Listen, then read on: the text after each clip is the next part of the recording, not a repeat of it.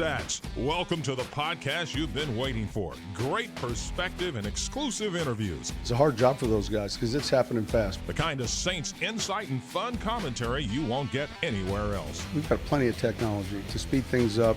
It's time to kick off your Been There, Done That Saints podcast, where we hand it off to our host, Mike Nabors, and Super Bowl winning linebacker, Scott Shanle. Proud of these guys. Everybody's going to want answers, right? Everybody's like, you're coming off a bye week, well rested, you're getting all the weapons back, and come out and play like that, right? 9 points, right? Unacceptable. I'll be the first one to tell you, unacceptable, right? That's not us. Drew Brees talking to us after the game following a what the hell was that performance by the New Orleans Saints against the Atlanta Falcons. Welcome to your Been There, Done That podcast, everybody. I'm your host, Mike Nabors. We'll get to more Drew Brees in just a second as we look back at the Falcons and preview the game this Sunday, another NFC South showdown against Tampa Bay Buccaneers. I'm going to bring in producer Justin Thomas and Scott Shanle. Shanle, Sean Payton during your playing days would say, "Don't eat the cheese, guys." Were they eating the cheese a little bit during the bye week? I don't know. I'm still kind of trying to figure out if the team, was reading press clippings and feeling good about themselves. I find it hard to believe knowing that they were playing a rival. I know Atlanta didn't have a good record, but on paper, they're still a talented team. So I thought those things being said, that team would come out. I think it was more about Atlanta, honestly. Atlanta came out, ran the ball, tried to shorten the game. Some costly penalties by the Saints, in my opinion, ended up changing the way that game flowed and helped Atlanta win that game because it extended a lot of drives. But it was more the sloppiness that cost them the game was the penalties, in my opinion. I felt like last week when we were talking about this game, you guys predicted blowouts. I predicted the Saints would win. There's something about a perfect world in the NFL. We're driving up to the game on Sunday, and I'm thinking, man, the Saints have everything on their side. They're coming off the bye week. I know the Falcons were too, but they're as healthy as they've been all year. But in the NFL, Scott, it just seems like, the old cliche, any given Sunday, it's almost like I felt like it was too perfect going in a lot of ways. It was. It probably was. I think more so because the Falcons have been really bad this year. You had Matt Ryan, who didn't even practice early in the week with a bum ankle. And just the way they came out, the defense kind of came out flat, which shocked me. You saw Freeman running like the Freeman ran before he got the payday in Atlanta. And so that first drive kind of made me think this could be an interesting day. It wasn't until the offense started to stumble and not score touchdowns that I began to worry about that game going down into the fourth quarter. Justin, how shocked were you, my friend? I definitely wasn't expecting it. Like Scott said, Atlanta's definitely better than their record shows, but I really thought being at home, coming off a bye, that would be a statement game from New Orleans, and it almost was the opposite. This is why I like having Shanle on our podcast. I like it every week, but instances like this, we can go back to precedents in the Sean Payton era. Okay, let's break it down, Shanle. 2009, you guys lost your last 3 games. It ended up pretty darn good. You win the Super Bowl. 2010, you make the playoffs, but you lose to Cleveland. Brees threw 4 picks in that game, and Colt McCoy was the quarterback for Cleveland. 2011, we've talked about this game a lot in this podcast. You lose to the St. Louis Rams, cost you home field. So you've seen and you've been on teams that have lost games like this, but you've rebounded. And I know it's a different era. And frankly, I was looking at the 2017 and 2018 seasons. They didn't have losses quite like those. So it's different players, but it is Sean Payton. It is Drew Brees still. Looking back at some of those games, the Clevelands, the Rams, even as a player, are those hard to explain when you go through something like that? Yeah, no question. I think just speaking about what happened on Sunday and this team, I think the one thing that shocked me and probably a lot of Saints fans is we haven't seen this team mentally stumble. They seems like every week for the last 2 or 3 years, they've been prepared and on edge every single time. We've not really seen them come out and throw a game like this where they just don't look inspired. And everybody kind of has we always called it the deer in the headlights look. And a lot of people had that look, and it's the first time I can remember seeing it in a long time. So that was one thing that shocked me about this team. But my experience is it's tough to get up every single week in the NFL. I know guys are getting paid money, and you think it'd be easy, but it's hard. You have to be tuned in every single play because it can end up costing you the game. That's how close the games are in the NFL. And if you're not dialed in, you're going to get beat. And I've been in locker rooms where you sit there in the beginning and you're playing a team like Atlanta, and it's not the same as playing San Francisco or Green Bay where there's a lot of hype, and the locker room just kind of feels flat. And as a player, you think, do I need to say something? Huh. But a lot of guys don't, because they just. For me, I always thought, oh, we'll work our way out of this funk. Somebody will make a play, we'll get inspired, and everything will be okay. Well, if nobody makes a play early in a game, when that feeling isn't in the locker room, you end up losing to teams you shouldn't lose to. That's interesting. Take me back to some of those games, though. When you lost against Cleveland in 2010 and when you lost against St. Louis in 2011, was there a sense of urgency in practice, and was there a different attitude the next week after those games? Without a doubt. I think when I look at the Cleveland game, 2010 was a funny year. It was the year after we won the Super Bowl. That offseason didn't feel like there was much of an offseason. There were tons of things going on, and those two years kind of ran together. 2010, we ended up having a lot of injuries, and just we weren't as good as we were in 2010 as we were in 09 and 11. 11 was a cardinal sin to lose to the Rams. And as I watched that game against the Falcons, it reminded me a lot of that. And I'm hoping it doesn't come back to bite this team in playoff seeding the way it bit us in 2011, because all we had to do was take care of that game, beat a bad Rams team. And now we don't have to play an extra playoff game. We're probably not going out to San Francisco. We were rolling at the time. I think we scored 40-plus points in the previous 4 or 5 games. So those things, there aren't a whole lot of regrets. I leave playing 10 years in the NFL, win a championship. But there's things like that you never get over. And interesting enough, I text Vilma and some of the guys were in a group chat. We were talking about the Atlanta game. And JV, he said the same thing. That reminded me of the Rams in 2011. And I put, me too. And he replies back and he says, I will never get over that game. We should have won the Super Bowl that year. I will never get over it until the day I die. And it's so true. I mean, there's things that you just can't let go, knowing that you could have been a world champion one more time. That's excellent. That's unbelievable. And let me ask you this, because I interviewed you and had a different relationship when you were a player. Obviously, I'm one of those media guys. You got to watch out for us. But when I talk to you about things now, it's more of an honest dialogue, especially when it comes to preparing for training camp and OTAs.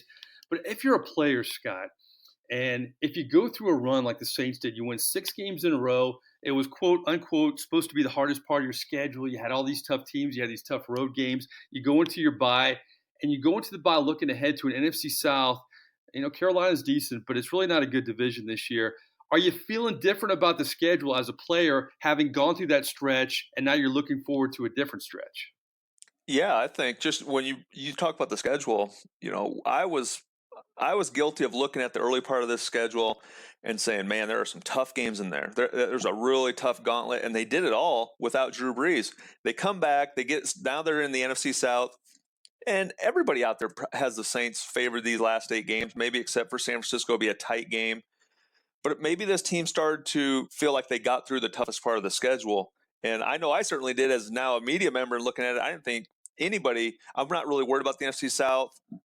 The Panthers are playing some decent football, but I just don't think they match up well with the Saints. So this schedule now, the heightened sense of urgency after losing this game to Atlanta gets ramped right back up, because you go to Tampa Bay now, and Tampa Bay is all about how Jameis Winston goes, but this is the same team that put up 55 on the Rams, flew all the way across the country.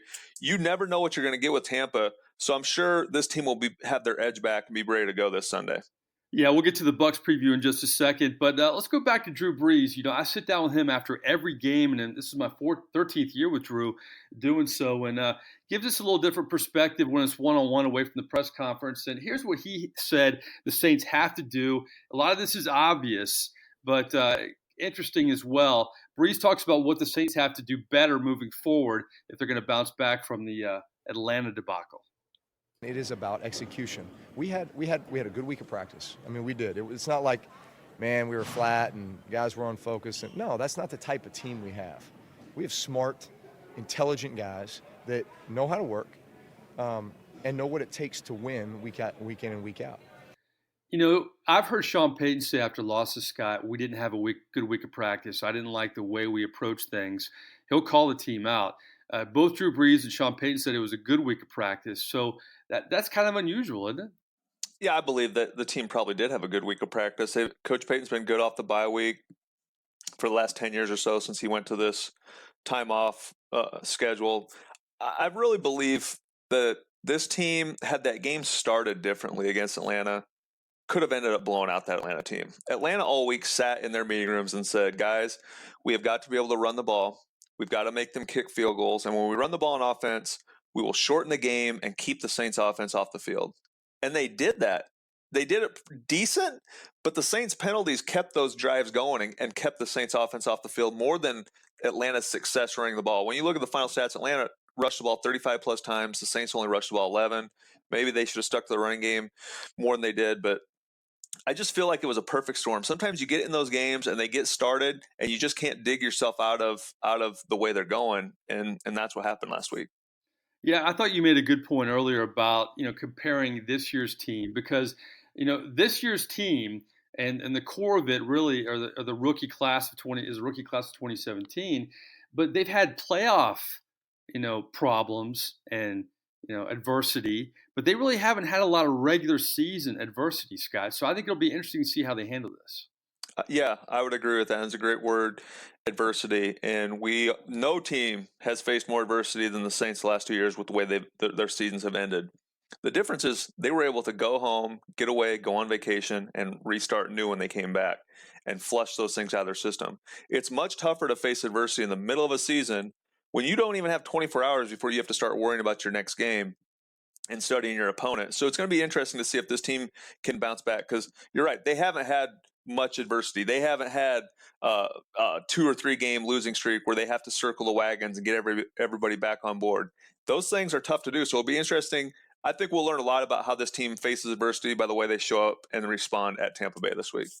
All right, let's get to the Bucs. And to me, the thing that sticks out like a sore thumb is Marshawn Lattimore. They got to have Marshawn Lattimore in there, especially against Mike Evans. That's maybe the best one-on-one matchup in the NFC South the last 3 years. So if he's not in there, I think it's a big concern for this football team, Scott. Absolutely. Marshawn we obviously know what he did as a rookie, one of the best corners in the league, went through a little bit of sophomore slump, but he bounced back this year. He's been playing really good football.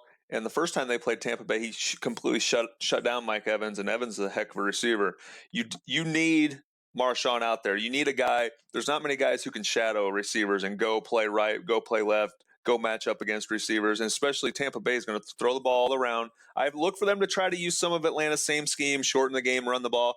But Bruce Arians is a throw the ball around the lot type of guy. Jameis Winston likes to sling it.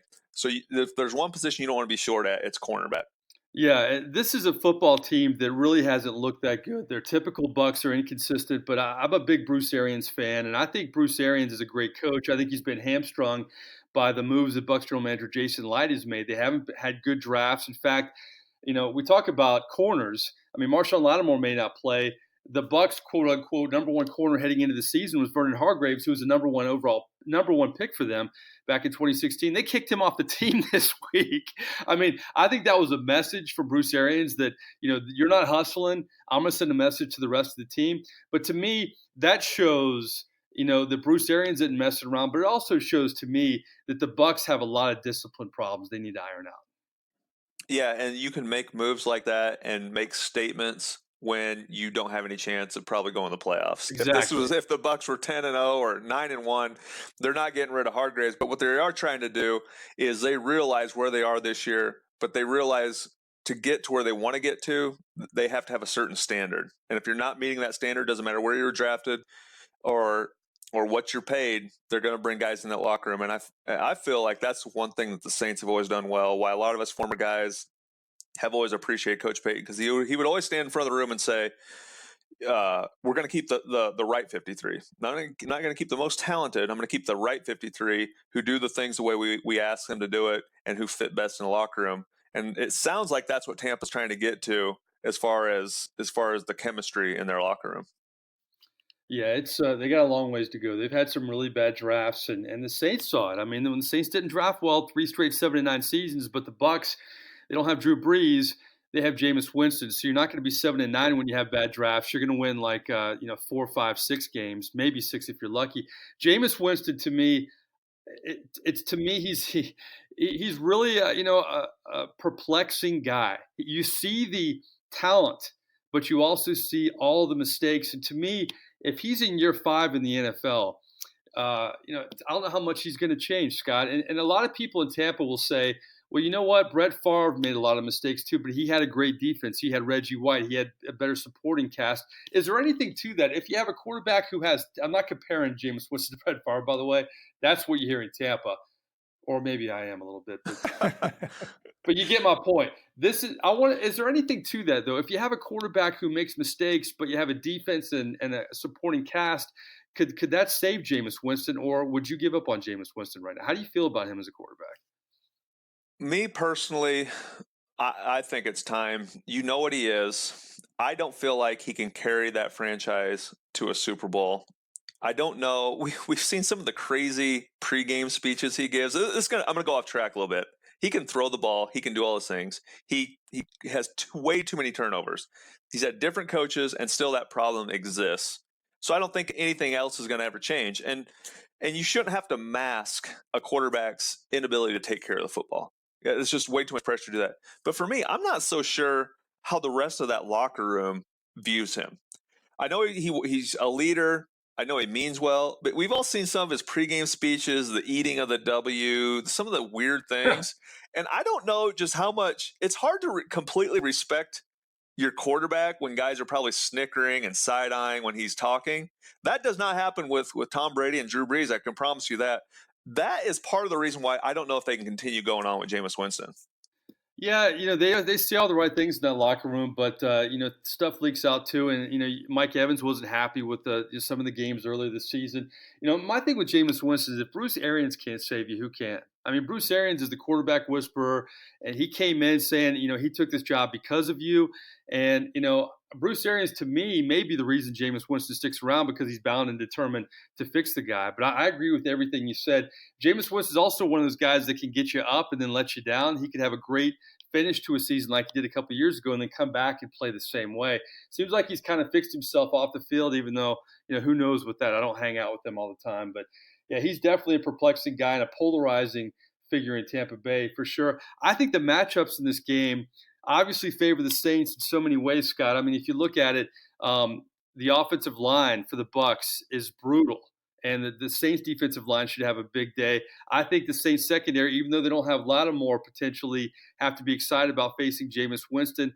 And then you look at, to me, Drew Brees against their secondary, which is young and so untested. All these things, to me, just add up in favor for the Saints. Well, yeah, when you look at the individual matchups, you like the Saints in almost every area. I'm going to give you the one position group for me that needs to bounce back and play much better than they did last week is the offensive line. And we haven't said that a whole lot about the Saints offensive line. They're going to play against, I think Jason Pierre-Paul is playing. He had a sack last week. They're going to face some better pass rushers now. We saw Atlanta, Jarrett, and Vic Beasley got after Drew. This offensive line has to bounce back. They need to start playing the way they have the last 2 years. They were regarded as the best offensive line all year last year. You have to protect the quarterback, and you got to be able to run the football. So I think the Saints are going to make a commitment to running the football. They only had 11 attempts last week. That's not good enough. I look for them to come out and feature the running game a lot and run the ball on this Tampa Bay defense. Yeah, I like what Peyton said Monday in his press conference because Teron Armstead had the flu, and he's like, listen, we're not going to blame the flu on losing to the Atlanta Falcons. And he didn't blame the officiating, very accountable, and so was Drew Brees after that game. We're going to get to our predictions and more likely in just a second. But, yeah, to me, the defensive line, it was a little strange too. You mentioned Devontae Freeman, and, the Falcons' offensive line has struggled. The defensive line, to me, was kind of a head-scratcher too in that game, Scott. Yeah, we've gotten so used to seeing Cam Jordan get sacks against Atlanta and really bother them. And I think what happened in that game, just like I talked about the Falcons' game plan, it's hard to pressure the passer when you don't know he's going to pass. And Atlanta did such a good job at running the ball, being happy with 3 yards, staying ahead of the chains. You didn't see 3rd and 15 a ton where the Saints defensive line could just sit back and bring the pressure. That Atlanta offensive game plan, credit Dirk Cutter, he had the Saints defense on its heels, and we haven't really seen that a whole lot. They've usually been a fast, flying around defense, ears pinned back because they know exactly what the offense is going to give them. Tampa Bay's probably going to try to do the same thing. I just think that Dennis Allen is going to make Jameis Winston win this game bring some pressure and make him not turn the ball over.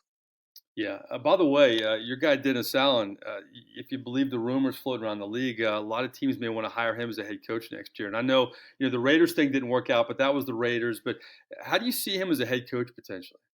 Well, I think Dennis, rightfully so, he should get a lot of interviews. He's revamped the Saints defense. To me, it's the strength of the team, and he, maybe the first go around wasn't the greatest, but Oakland is not the greatest place to judge a guy going forward. If he gets in the right situation with the right owner, the right organization who do things the right way, I think he can be a successful head coach. And just outside of Dennis, there are a ton of coaches on this Saints defensive staff and offensive staff that I am shocked teams have not come after. You look at Aaron Glenn with the secondary has been outstanding. He's going to be a defense coordinator someday. Dan Campbell on the offensive side was an interim head coach for the Miami Dolphins before Sean brought him in as a tight end coach. There are a lot of good coaches on that Saints staff that are going to be tough to keep together in the future years. Yeah, no doubt about it. To me, it's Sean Payton would have taken that Oakland job many moons ago. Maybe his life would have been a little different. I think he got some good advice not to go to Oakland. I think it's a different dynamic now with John Gruden because he kind of calls the shots there. But back in the day when Al Davis was there, it was a different deal. Or before Gruden, it just wasn't a good hierarchy there. Well, Justin, enough already. You know what time it is.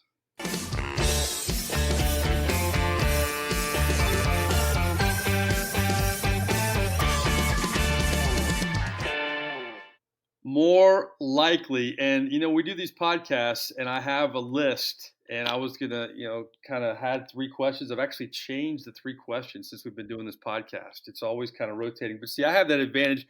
You guys have no idea what I'm gonna ask. We'll bring back Justin. You'll go first.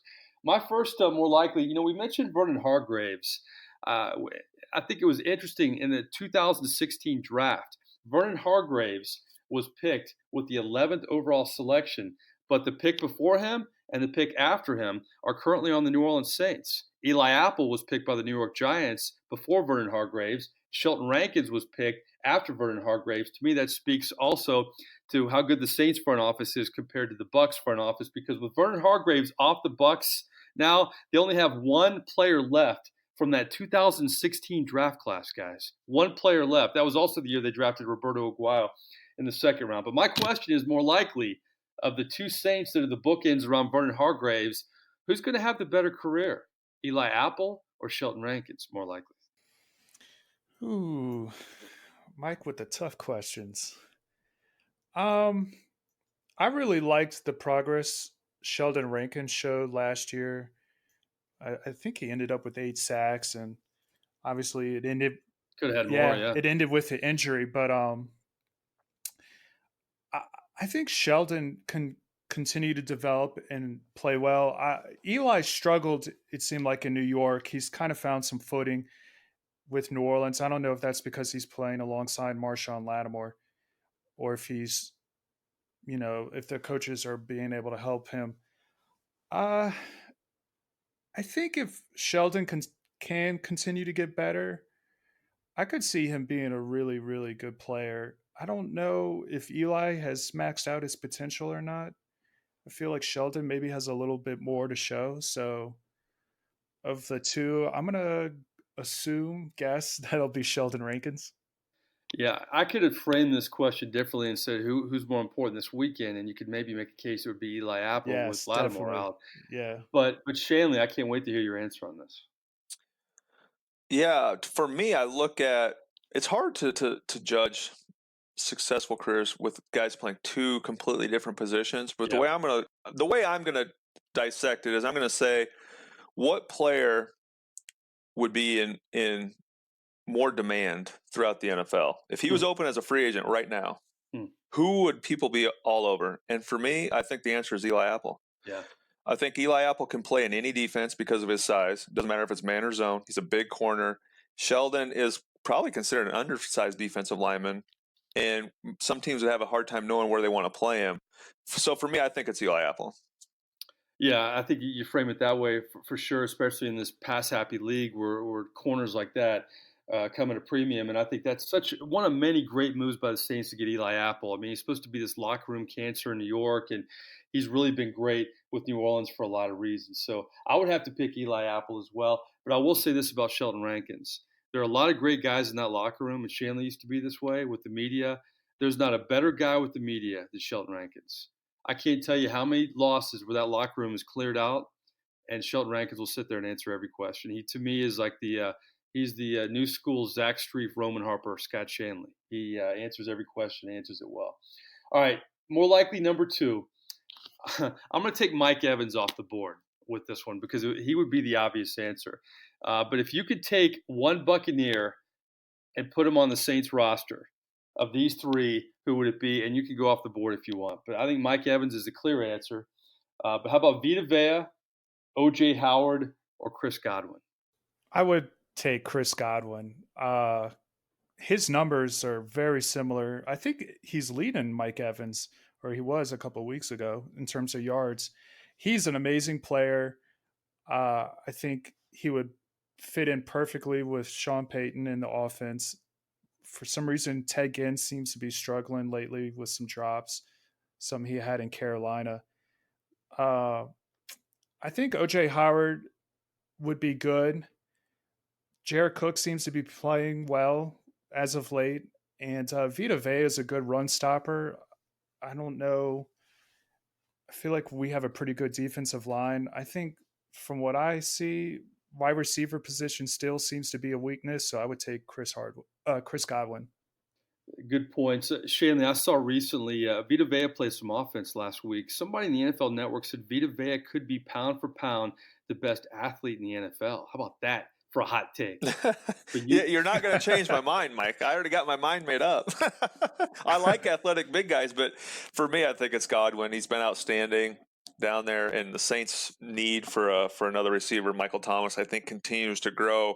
Even though I wasn't in the camp until about a couple of weeks ago, I think they need another emerging wide receiver. Chris Godwin would really help with that. But how about O.J. Howard? This guy was a beast in college at Alabama, first-round pick, and for some reason, Tampa Bay just cannot figure out a way to get this guy involved in offenses, and I have a hard time believing he's not winning one-on-one matchups with linebackers in the NFL. I don't understand what's going on with him in Tampa. Yeah, to me, I like Bruce Arians a lot, but if you're a great coach, you got to work with your personnel. And O.J. Howard finally caught a touchdown pass last week, but I agree with you, Scott, and I know Justin agrees with this too. You know, O.J. Howard's one of those tight ends. It's like the new generation tight end. I mean, he's not as big as Gronk, but he could do all the Gronk things, I believe. You know? No, he's super athletic. Do you remember watching him tear up Clemson? I think it was down in Tampa when they played the game down there. I mean, he is a freak athlete for his size. You got to find ways to get him open and scheme him open in games. And he fell to the Bucs in that 2017 draft the way Lattimore kind of fell to the Saints. That was a weird dynamic with that draft. The quarterbacks kind of shook things up in that draft. All right, we're going to shake things up in this last more likely. Shanle and I were kind of going back and forth on Twitter and that unbelievable Monday night game. Man, that was so much fun to watch until friggin' overtime, where if it would have ended in a tie, we would have both lost our minds. First of all, before I get to the question here, I think they need to go to the college or some deviation of the college overtime. This overtime where one side doesn't touch the ball and you may have a tie has to go. But here's my question. What's going to come first in the NFL? Are we going to see the end of ties or are we going to see Colin Kaepernick play quarterback? I'm going to throw that in there. How about that, Justin? Ooh. That's a good one. First, I want to say that Monday night game was amazing. I stayed up late watching it. My wife was asleep in bed next to me, but I couldn't go to sleep. Especially when it went to overtime, I'm like, I got to see this thing through. And it delivered. That was one of the best games I've seen in a while. I have heard rumblings that Colin Kaepernick is doing some kind of putting on, what would you call it? Not so much a camp, but allowing tryout. Thank you. Workout, allowing teams to come watch him. I'm intrigued by this. I don't think it'll go anywhere, and I can only imagine the media circus that's going to follow the team that would pick him up. I do agree, Mike. I think the way the overtime system is set up in the NFL, something needs to change. It is kind of weird that ties still are around. I unfortunately think even though I think Colin Kaepernick would be interesting to see play again, I'd like to see if he still has the talent he did. I don't see anything happening with this, so I'm going to have to go with ties ending before Kaepernick comes back. Interesting. I used to cover hockey and they got rid of ties. So NFL, you can get rid of ties too. It's not that hard. Just make it friggin' happen after the season, you rules committee. I look back at that 2011 game, Shanle, when you guys played the Niners and Alex Smith was the quarterback. I think we hadn't really heard much about Kaepernick. And think about it. That was only, 8 years ago? And how much has happened to Colin Kaepernick in the span of 8 years? From a guy that came on the scene, pushed Alex Smith out of San Francisco, made it to a Super Bowl, and now is a pariah. It's an amazing story. You talk about Jameis Winston. I mean, Colin Kaepernick makes Jameis Winston look like, I don't know, somebody very relatable, I guess. I can't think of anybody right now. But what do you think? I mean, Colin Kaepernick or a tie or a change in the – I'll make it a change in the overtime rules or Colin Kaepernick. What's going to happen first? The more likely, I actually think Colin Kaepernick could get signed after this workout. The NFL put this on. It was at the NFL's discretion. They reached out to Colin Kaepernick. Somebody wants him to get back in the NFL. They feel like there's a place for him as a backup quarterback. Now, they put it on a Saturday, which is not ideal because there's not going to be a whole lot of people worrying about watching a backup quarterback work out when they have games to get ready for. But I just feel like there's going to be one team out there that says there's no doubt he could be a better backup quarterback than what we have. So I think someone's going to sign him. But I hope I'm wrong, and I hope that they get these dang rules changed in the NFL because how can a major sport, any competitive thing you're doing, end in a tie? I mean, what will it take for the NFL to finally address this? Is it going to take a playoff game? Is it going to take a Super Bowl ending in a tie for them to finally realize that this has no place in our sport? And it's not hard at all. Mike, they get together, these competition committees, they worry about all these things, but no one's ever raised their hand and said, hey, guys, how about eliminating ties in professional football? To me, it's you do the college rule, just like you said, Mike, but instead of kicking the extra point after your touchdown, you get a choice of going for 1, 2, or 3 points, all on varying distances from the goal line. Ooh. And these overtimes will end faster than the way they're doing it now. Yeah, I want to complete my sentence. Colin Kaepernick makes Jameis Winston look like Betty White, somebody everybody loves. Is that okay? That's the best I can do right now. I agree with you. Isn't it amazing though? And you guys are probably too young, but you remember it to some degree. Back when college football had so many ties, that was craziness back in the day. Think about how the backlash you would get now with people going mad about this college football playoff.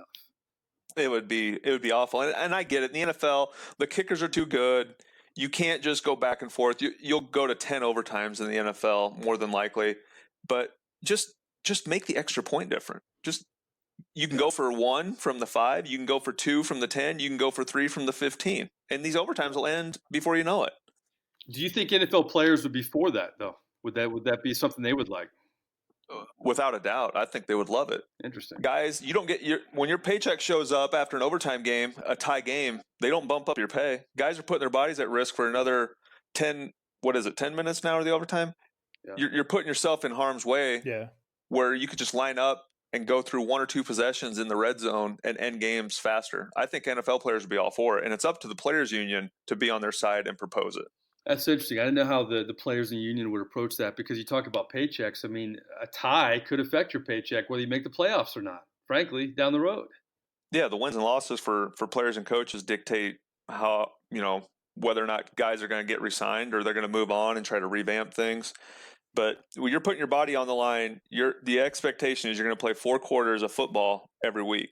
If you play 6 overtime games and end in 6 ties, that's a lot more wear and tear on your body that you're not getting compensated for. So I think the union and the players' representatives need to approach the union with that in perspective. We're not getting paid anymore for playing another quarter of football. We need to change these things because we're putting our bodies at risk for another quarter. Man, we're covering the gamut today. We got Betty White, we got Kaepernick, we got ties. We're all over the place. Vernon Hargraves, Jameis Winston. All right, let's get to predictions. We're not no ties in our predictions.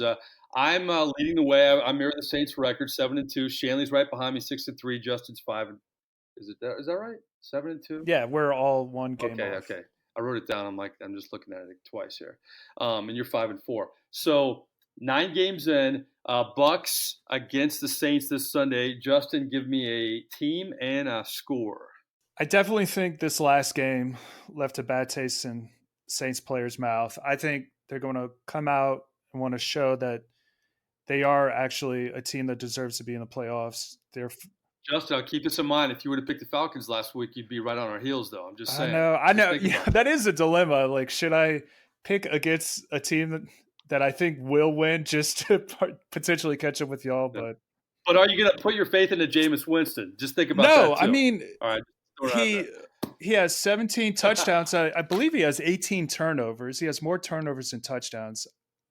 To me, a big factor, and we already discussed, is if Marshawn Lattimore is going to play. That could really determine how close the game is. But I do think the Saints pull it off. I think the defense will step up again. I definitely think the offense is going to play to the potential that they can. I think it's going to be a little bit lower scoring than probably people think. Saints win, and I'm going to go with 24-17. 24-17. I'm still waiting for one of us to nail the score. That's a tight game, but I think this will be a tight game. Scott Shanle, what do you think? All right, here we go. I think Tampa Bay is going to win this one. Oh, Shanle. I think there's going to be some hangover a little bit with this team. They will get reinvigorated throughout the week. They're going to say, hey, we're going to run the ball. We're going to get back to run the football. Well, guess what? Tampa Bay has the number 1 rush defense in the NFL. And I think Tampa Bay's offense, there's been only one game where they've scored 17 points or less, and that was against the 49ers in the opening week of the season. I think this is going to be a high-scoring game. I think Tampa Bay is going to win. They just went to Seattle and put up 40 points. This offense is going to be kind of a shootout. I'm going to say Tampa Bay 31, Saints 30. Wow. I am kind of shocked by that. You know what? If Marshawn Lattimore was playing in this game, I would think the Saints would win. I really like the fact that he could shut down Mike Evans, or at least limit Mike Evans a little bit. I'm always worried about the Bucs because they're such a wild card. And this team right now, the Tampa Bay Bucs, they also know that they're not probably going to make the playoffs, but they can kind of salvage things a little bit by a win against the Saints to kind of turn it around, get back-to-back wins. But then again, the Arizona game last week, I love the cover of the Tampa Bay Times, said better lucky than, meaning they weren't good against Arizona. They kind of pulled that out. They had some calls go their way late. Boy, not having Lattimore, I really want to pick the Bucs potentially, but the potential to have 2 games over Shanle, I'm going to stick with the New Orleans Saints. I think they're an angry football team. I think Breeze is going to light up that young secondary. And whatever loss the defense has with Lattimore, they'll gain by Breeze lighting up the Bucs. So I'm going to go in a close game, but the Saints kind of pull away. I'm going to say 38-31, your New Orleans Saints.